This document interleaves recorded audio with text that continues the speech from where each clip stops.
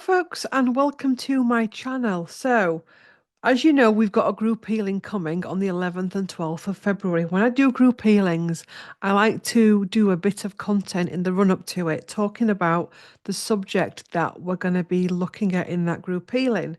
And this group healing is about heartbreak. And heartbreak is a painful experience. It can break you, which is why they call it heartbreak. I mean, people have been known to die from heartbreak as well. Um, and heartbreak as well can feel like it's killed a part of you that possibly never comes back and leaves a great big gaping hole. But also, heartbreak is a part of life, and heartbreak can come in many forms. It can be grief, bereavement, loss of a loved one, breakdown of a relationship, friendship, breakdown of societal structures. It can be losing the love of your life. It can be losing a pet, a child, losing a job, health, mindset. It can be losing wealth. It can be losing a home. It can be losing your identity. It can be anything. And many people will say that there's heartbreaks in their lives of which they've still not got over and they fear they will never get over it. And I think that's safe to say for a lot of people hold that type of energy. But the experience of heartbreak allows us to really explore certain elements of our psyche, of our makeup, of how we nurture ourselves through it, how we hold space for ourselves through it, um, how we navigate it, if that makes sense. Heartbreak allows us to look at our insecurities. It allows us to look at our insecurities that which has been taken away. Yes, we may have loved it or them, but is there also a representation of a fear of being alone? A fear of not feeling good enough, not feeling lovable or worthy. Um, and anyone that's really done some work, deep work with heartbreak, will be able to tell you that there is layer upon layer upon layer of teaching that comes with heartbreak and layer upon layer of revelation. And many people that have overcome a heartbreak and actually been able to really run through it, go through it, survive it, come out with experience will tell you that it's one of the greatest teachers that we'll ever have. And the fact that you're going through heartbreak or have gone through heartbreak is actually a sign that something mattered to you at one point. Something you cared about something or someone, you loved something, you adored something, you were invested in something, that you allowed yourself at some point in your life to feel great feelings of love, joy, intimacy, whatever it was. And that actually, because you were able to feel that, there can, if you allow it, be moments where you can feel that in different ways. Um, so let's get to the cards. I'm going to be using the Golden Tarot by Kat Black. I'm also going to be using the Gaia Oracle by Tony Carmine Salerno. So let's just look at the energy of heartbreak. I just want to see the energy of heartbreak, see what the energy of heartbreak wants to say to us.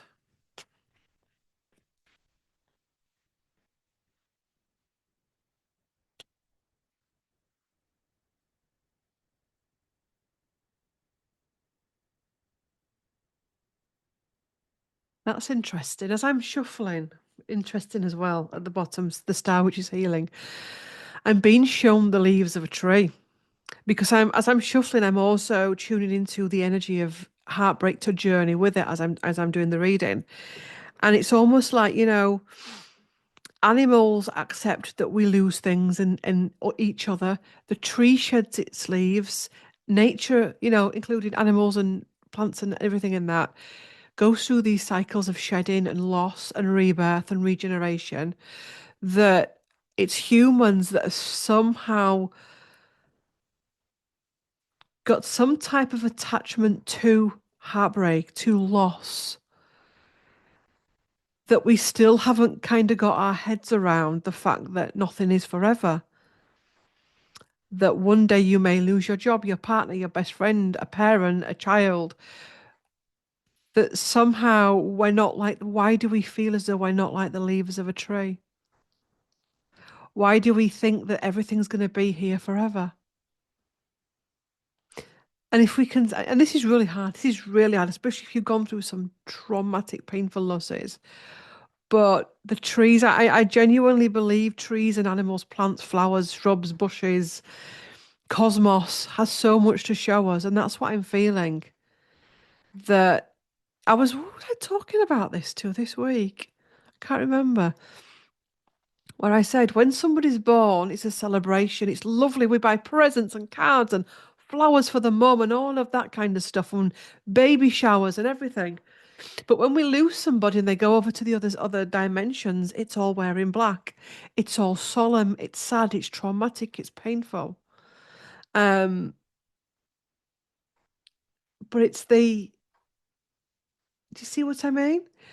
When we split up and lose a relationship, either get dumped or we do the leaving or whatever, it brings up all of those insecurities and about that we're not good enough, we're going to be on the shelf, yada yada yada yada yada. Okay, rather than actually thinking, actually, this door has closed for a reason. And that reason could actually be that you're meant to be on your own. I have clients that, that are on their own and they've been on their own for a long, long time, their whole lives. Do you know the souls that come to this planet and choose to be on their own? And it's part of their evolution. They're not here to have a life partner. They're not here to have a partner. They're here to come and experience the monk, not the monk life, wrong words, but do you know that's what I'm being shown? That years ago, well, hundreds of years ago, I think, we still do it actually. We'd go into like monasteries, got an itchy finger, we'd go into monasteries and stuff. Um, to live that kind of a life, but souls can still choose to live that life. I'm not saying that if you're long term single, you're never going to have sex or anything. I'm not saying that. But I'm saying that sometimes a soul will incarnate because they're coming here to do certain missions. They're coming here to experience life as an insular person, as part of a wider community as well. It's why some souls will come down and choose not to have children. Because when you have children, the karmic wheel that we're trying to break down right now, not break it down, but release it. When you have children, you start up a whole range of karma. Because at the time of filming, I don't think it's going to change anytime soon. We're not we're not in our fittest place mentally, physically, and spiritually as parents. We're not. We're just not. Which is why there's so much trauma out there in families. So souls will say, I'll go down to the earth plane. I want to clear my karma, but I'm not having kids because I know I'm just going to encompass all of that other stuff. Does that make sense? So you come down to and that could be as well why some people, say they're not going to be in relationships because relationships can bring about karma. So a soul may say, I need to get this stuff cleared, but I don't want to start adding more to it because this is just getting ridiculous. So they come down for a few lifetimes and they have a breathing point where they can be single and they can enjoy being single and they don't get tied up in all of that dread of being dumped, waiting for the first text, the first call, going through divorces and separation and all of that kind of stuff. They'll choose lifetimes where with the children they don't have to go through all of that. They don't have to go through all the trauma that can come and all the needing to, needing to give up all of the stuff you need to give up in order to have children. Sense of identity, sense of self, sleep, time, pleasures. A lot of parents, they can't just think, what, today I'm going to draw, I'm going to spend the morning. In fact, I'm going to spend the whole day painting. I'm going to get my paints out. I'm going to lay them out. I'm going to pour myself a herbal tea. I'm going to, not when you've got toddlers. Today I'm going to have a book day and I'm just going to get my book out and I'm just going to read. Not when you've been up all night because you're teenagers. You know what I mean? Or your teenage daughter's going through her first heartbreak, or teenage son, or whatever's going on. And parents are having to now learn that they need to start making time for themselves, but that's hard in the modern world and the conditioning that we've got. When we lose a pet, and I've seen experiences of this, and we go into deep, deep grief. that gives us an opportunity to actually look at why we got that pet in the first place. I've known people to have dogs that have treated them like babies, to have actually spoken about their dog to such an extent that when I first met them, I thought it was their daughter. And I was shocked when I found out that the person that I was meeting for coffee or whatever, the babysitter she was talking about getting wasn't for her daughter, it was for her dog. It honestly. Um, and you can see a lot of that when, and it's sometimes why people can have children because there's something missing. There's something missing. There's something painful. There's something lacking in their lives. So they'll go and they'll get a dog or a cat or have a child, and that can be triggering when we have these conversations. Not for everyone. Not everyone doesn't do those things for that reason. But then when that gets moved, when there's an empty nest come up because it's gone, it's shed its, fluttered away, there can be this real pain that comes up. When in actual fact, when we have children, they fly off. It's a celebration. It's release. This being that you birthed in your womb, in your nest, is now able to go out into the world and live independently. And they're going to go out and possibly meet people and maybe have children or whatever. Or if they don't do any of that, have an amazing life. We're programmed to go, oh, empty nest and all of that stuff comes up. And it's as, when pets die, yes, you can still grieve for a dog or a cat or whatever. But when you're grieving on the same level that a mother grieves when her daughter or son's been killed or died, there's a problem. So, grief, heartbreak is something that is our greatest teacher because it points us to our weaknesses, our raw weaknesses. God, I'm not even started on cards yet. Um, so yeah, we don't always need cards to do everything, but they're nice, aren't they? So, heartbreak. Interesting. Ace of coins. It's something unavoidable. Wheel of Fortune, it's fated. Ace of Swords, not Ace of Swords, apologies. Knight of Swords. Having the courage to face it. And that's not saying that you pretend it's not happened and fake it and all of that. And I'm happy, I'm happy, I'm happy when you're not. But having the courage to face it because it's inevitable. If it's inevitable that that job you lose, that job that you love, you will one day lose. You'll either be sacked, made redundant, you'll leave. Pressure will be put on you to leave. At some point, you'll lose it. At some point, that relationship you're in will disintegrate in some way, shape, or form, either through death or through whatever. At some point, your child is going to leave you. At some point, your pet is going to die. At some point, the house that we're in now will not be here. It's a part of our evolution.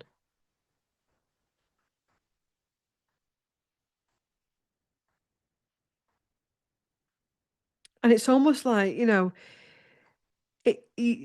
heartbreak, whatever has brought the heartbreak in, allows space for something else to come in. So, say your pet has died, because I know that's a big thing at the minute for many people. Well, what you've got now on your hands is time to fill with something. I'm not talking about going and buying another dog to replace a dog. I'm not talking about that. But you've got the time in your hands to do something. You've got the opportunity now to go away whenever you want to go away, to go out and have a coffee with a friend whenever you want to go, to be able to invest in yourself. That pet dying also leaves space for another pet soul to come in another place in the world. It also leaves that pet's soul to go off and be with somebody else, either another, I don't know, pet person, or it leaves the soul of the pet to go on and transfer into human, because that's what they say. When your pets, your cats and your dogs, etc., the soul essence of that, when you come to incarnate as a domestic animal, it's because you're practically ready to become a human. But you're put in as an animal in a home setting, so you can start to learn the dynamics of a home before you then go into your adult, your human incarnations. We got there in the end. Oh my God.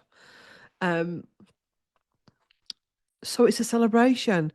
Your relationship breaking down. somebody's shown the fact that they've cheated on you or they've betrayed you or a friend's betrayed you. It's shown itself so you can be free of it, so you can learn from it, so you can welcome in something else or someone else.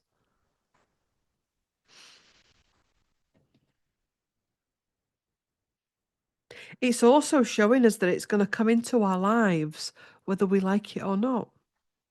There's always going to be it could be something that somebody said, it could be you were bullied at school. Heartbreak's going to find a way in.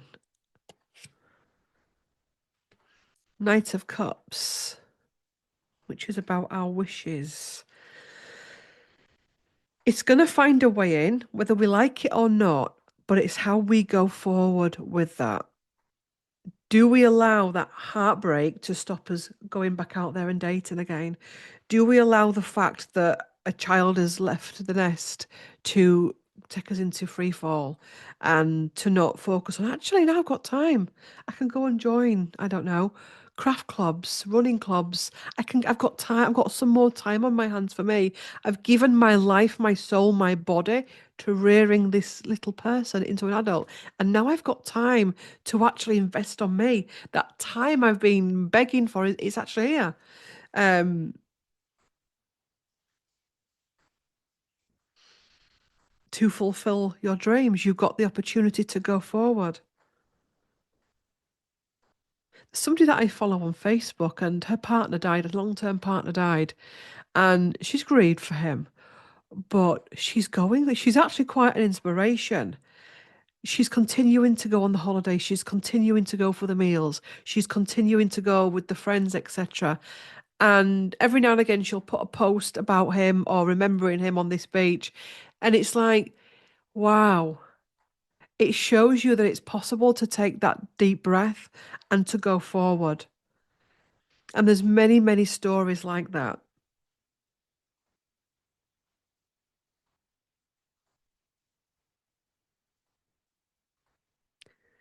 Say you're heartbroken because of the way the world is at the minute, or how you view the world, or what's happening on the world stage. But is it really anything new? You know, people in current states of being always feel that they're the only ones to experience a bad president or a bad prime minister or a bad king or queen or a bad global stage or financial crisis. But that's been happening since day dot, really. But our ancestors survived. Even if they died, they still survived because you go on and you have a bit of time out and a disco in the other dimensions. And then you can come back or however your soul likes to do it. Um, when you have your first heartbreak, you feel like you're the only one in the world to have a heartbreak, but you're not. You're not the only one to lose a pet. You're not the only one to lose a child. Again, does this not come back to community? I filmed a video this morning with Brenda, and I'm not sure when. I think the Brenda video comes out after this one. We talked about community and the fact that we're so isolated now that when we do go through a heartbreak, it's very insular. Gone are the campfires where we tell the stories of, our own heartbreaks and our own bereaves and our own. I love listening to podcasts, especially ones where it's normal, everyday people coming. And what am I listening to now? It's called Sober Sassy Mum, I think it is. Let me show you. Um, Sober Stories, it's called. It's that one there. And she interviews people that are doing sober lives, making sober choices, as in stepping away from the old poison. Um, and I love it. I love it. And I think you can get more from that than you can anything because it's talking, it's real stories. Um, Imagine if, as we grew up in that environment, because that environment is coming back. Podcast is a way it's coming back in. I know I'm sat in my room listening to that and it's very insular, but as I'm listening to it, especially if you understand about energy, there's still that connection there. So it's starting to come in its own way. And, we know that more and more groups are starting to get stronger. So it's about talking about things.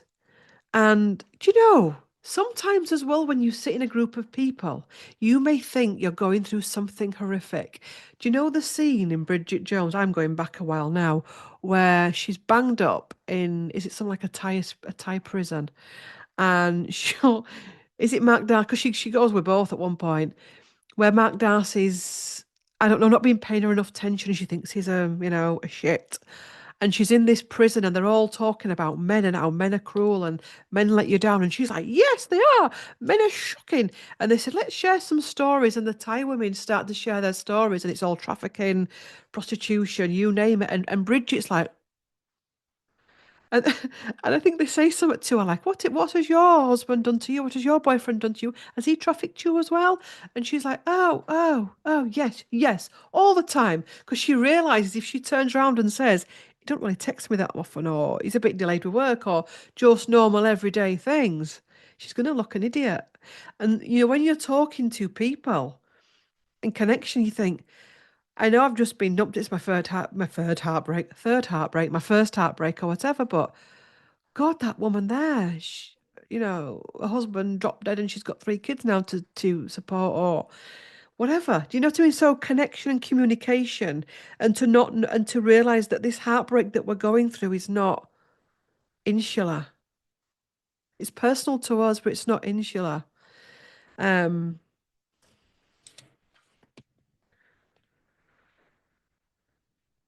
what is heartbreak trying to teach us? What is heartbreak trying to teach us?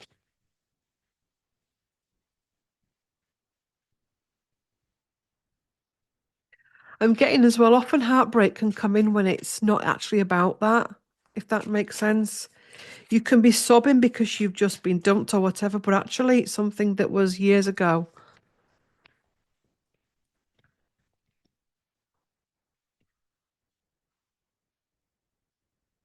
Eight of Coins, it's an interesting depiction. He's in his workshop and he's, working away, he's beavering away at his woodwork, but he's not aware that outside the light's shining.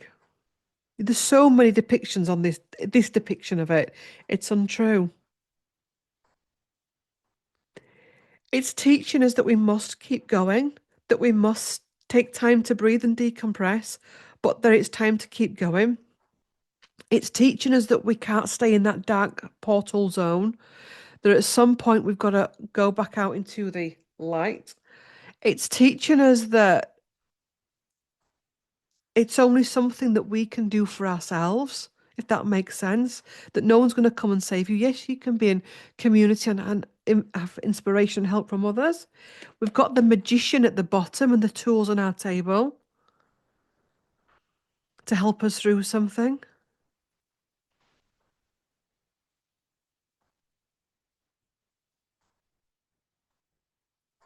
It's also teaching us to be humble, to appreciate things more. There's a thing doing the rounds on TikTok at the minute, and there was little did you know there was a last time that you went to your grandparents, and it's like these clip things that you go across like that. Little did you know there was a last Christmas where you believed, yeah? Little did you know there was the last holiday in your favorite holiday destination. Little did you know that there was the last day with someone that you loved. And it's like, God, yeah. Little did you know there was the last day you ever felt before you had your accident. Little did you know there was the last day you felt pregnant before you lost your baby. Little did you know that there was the last day before your child left the nest. So it's teaching us to actually be in the moment and appreciate each other and our things as well. Because things can mean something to you as well. Things that have been passed down, things that have brought you pleasure, your books, your music, whatever, ornaments, trinkets, things you bought on holiday. Appreciating your pets, appreciating your holiday, to be present. Do you know what I mean?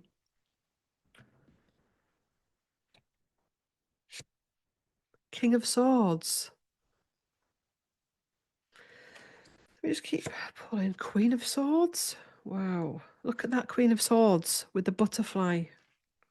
Freedom. King of Cups. This is interesting. All the monarchs. King of Cups. And the Hermit. Big challenges. There's something else wants to come in. Four of Wands.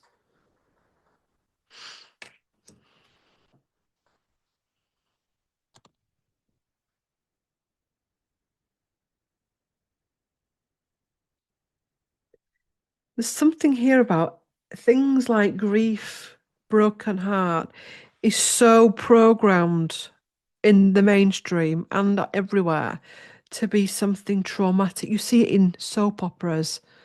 Duh, duh, duh. You see it in films, you see it in everywhere. Even books are getting like it now, where it's all deep, dark, dangerous, loss, heartbreak, trauma, for all of it. It's all. And then amongst all of that, you'll find a little nugget of inspiration that comes out of something else, if that makes sense. But what I'm trying to say is everything you're greeted with at the minute is doom, doom, gloom, gloom, gloom. Um, but imagine if early doors you could have been taught about heartbreak from a better perspective, that it's going to be a normal, natural part of life. I was listening to a podcast again, and it was, I've shared this on here, I'm sure I have, where Gary Neville was getting interviewed, and they asked him how he deals with online stuff and online trolling and life in general. And he was talking about a heartbreak that happened to him years ago. And a technique that he's learned is, did you really think that you'd get through your life and not go through a breakup? Did you really think you'd go through having a big online career as a football commentator and not get trolled? Did you really think there'd be a bad day in business? And it's like, as he was talking you through it and bring it into your life, did you really think that one day you wouldn't lose aspect of your health? Did you really think you'd get through your life and not have to lose somebody? And it's like, wow, yeah.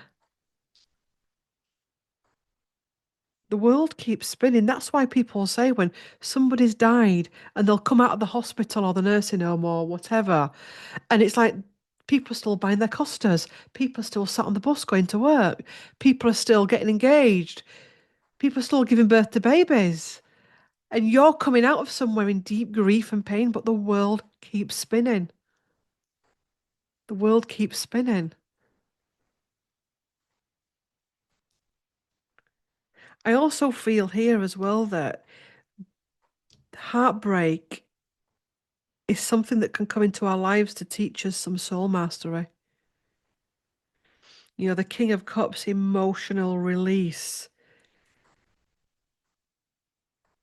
emotional maturity, the Hermit, the deep thinker,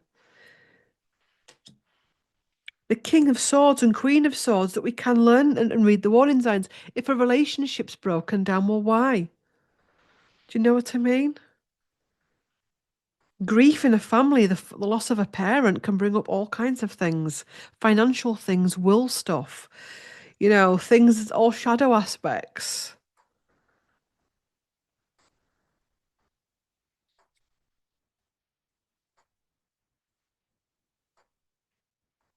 You know, people felt grief going through the pandemic, grief and heartbreak, you know, loss of the way of being. Some people, you know, went to rock bottom with that, but time went on. Maybe, and that's another thing, that time goes on, that we can move through something. Mm.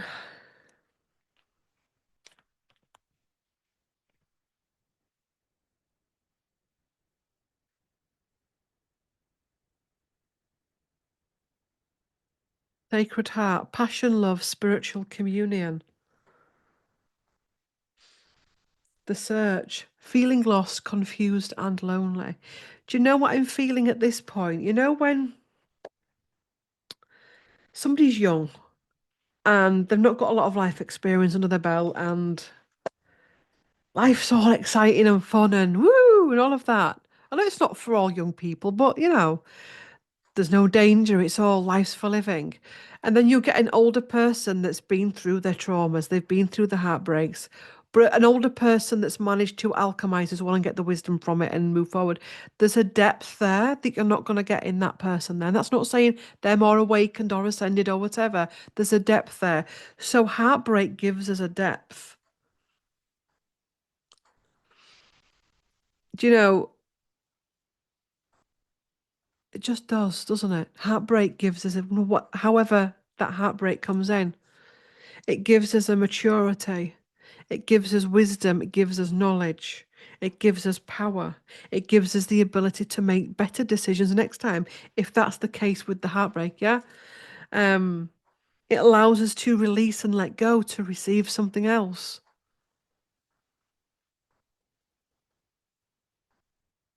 To know that we don't own anything, we don't own anyone neither, that nobody owes us that much to stay with us all our lives. And it goes on, and it goes on, and it goes on. So, the next group healing. Let's pull some cards for the next group healing. The next group healing isn't going to take away heartbreak, okay? It's going to take away the sludge, the blocks, the stuff, old stories, old paradigms, so that you as a person can take you forward. It's not going to erase it. It's not going to, wave a magic wand, but it's going to give you that if you allow it to. If you come into any healing thinking the healer's going to make everything better for you, you're possibly in for a bit of a shock or a big shock, because what tends to happen is stuff comes up for you to reprocess it. I remember going into therapy years ago and them saying, we're going to have to re-trauma you. It sounds brutal, I know, for you to heal it. And I was like, I don't know how that works.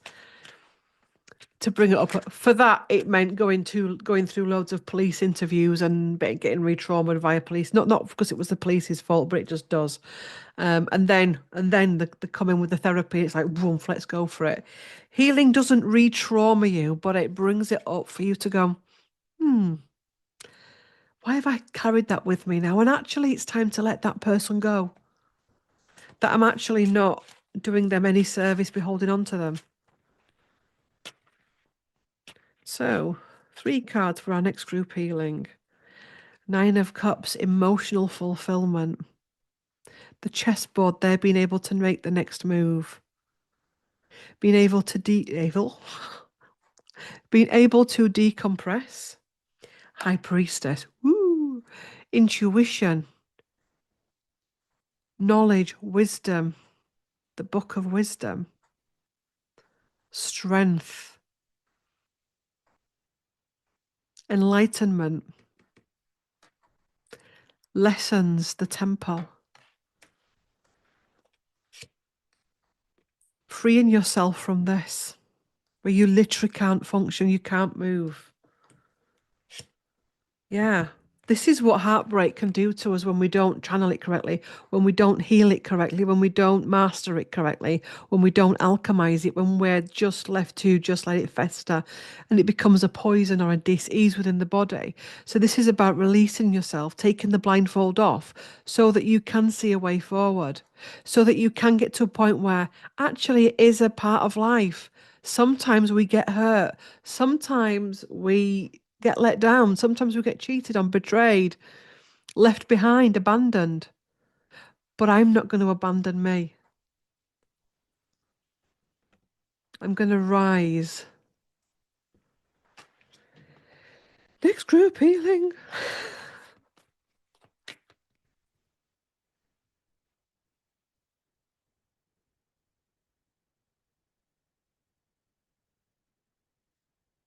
Whoa. Loss, sadness, resurrection.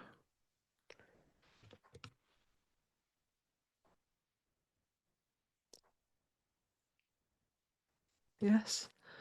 Loss, sadness, resurrection. Sacred Heart, passion, love, spiritual communion.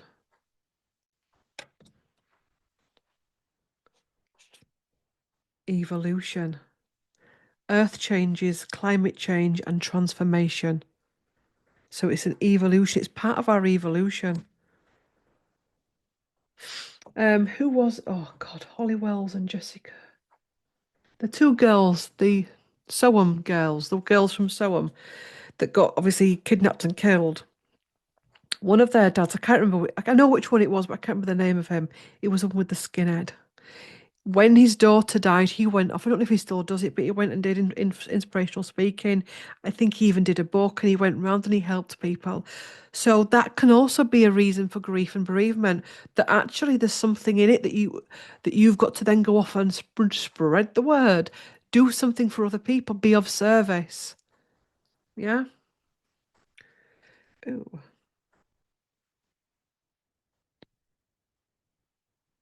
And that could just be being of service to your family. Doesn't mean to say you've got to write a book or do podcasts or all of that. It's just being, I think, sometimes as humans, we need to realize just being of service in our community is the best start. Way too many people want to write big blockbusters and books and do big, huge podcasts and all of that, which is good when you can. But actually, I think what's needed is grassroots, being of service in your community. When you find out in your street that the little old lady down the road, her husband's just died, and you've been there yourself, to actually go with a cake to the door, or to go with some flowers, or just knock on the door and say, "You don't know me, but I've known your husband's died.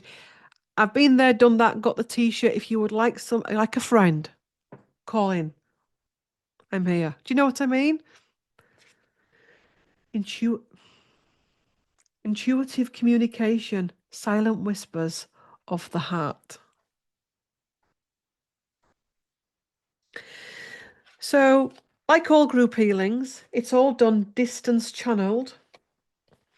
Sorting my cards out. Can't deal with clutter. Not when I'm working. No, because if I lean on the desk, I start mixing cards up and putting them in wrong boxes. It's had happened before. Um, it's a distance channeled group healing. So you go about your day as normal, being mindful that you're in healing, giving yourself permission to release, thanking your higher self for guiding you to the healing and to the video. I do the channeling from my end. There's no Zooms, no links. It's not an event. I still get those emails on the day of saying, the event, when is it? Where is it? And it's not an event. It is an event, but it's not that event where you've got to show up and you get loads of links and stuff. It's not that. It's energy. It's energy healing. I'm a Reiki master, shamanic practitioner. Okay, so it's energy work. I do a video a day, so it's over 2 days. I'll do a video like this. It's about 20 minutes long, where we pull some cards. I talk about the insights I've had during the healing, but it's about you and your journey. And I channel throughout those 2 days. It doesn't matter if you live at the other side of the world and you're asleep when I'm channeling, or you're awake when I'm channeling. It doesn't matter. Any time zone, it's fine. You'll receive the healing when you're meant to. Some people choose to take the day out or the days out and take the day off work or whatever. It's up to you. You don't need to, but just bear in mind that when you're going through healing, you can go through a mixture of things and release. So just be prepared to hold space for yourself doing that. It's £22 for 2 days distance channeled healing. The group healings are always kept at £22 to make that healing accessible to everyone. And there's always a different subject, each one, about every 6 to 8 weeks. Okay. Some people choose to have them as part of their shamanic healing, so like a top up in between shamanic or Reiki or whatever they do with me or mentoring. Some people just choose to do solely the group healings, and that's fine. If you want to do it if you want to put somebody else's name down, be mindful of that. Be mindful of that initial. I know who could benefit from this, because usually they're a mirror to what you actually could benefit from. You find that a lot, that when we're focusing on healing somebody else, it's actually us. If you do feel called, ask their permission first, because if ever you go for any kind of healing or get healing for anyone and you've not asked their permission, the repercussions of that will be huge, because you've actually given somebody else permission to access an energy field that they've not given permission to. It's soul assault. Okay, so don't do it. Yeah. Okay, so over 18, not pregnant. Not that it's going to harm anyone that's pregnant, but because of the way the world is now, just don't come on pregnant. Okay. And yes, to join on, stop laughing, description box below, or the pinned comment below this video, and it'll say, just scroll down a little bit and it'll say group healing. For more information, watch this video. That's another video. You can watch it if you want. To take part, please press this link, and you just follow the link. I've got an itchy nose. You just follow the link through. And and that's it, £22. If you go a bit too lower and you go into the main homepage, okay, that's fine. It's homepage, services, and group healing. And all the tips and tricks that you need to know and questions, everything is on the website. Okay. So, and that is on the 11th and 12th of February 2025. Still having to think about dates, and it's ridiculous, really. Yes. So there you go. Thank you for watching. Please do like, comment, share, and subscribe, and I will see you in the next one. Bye.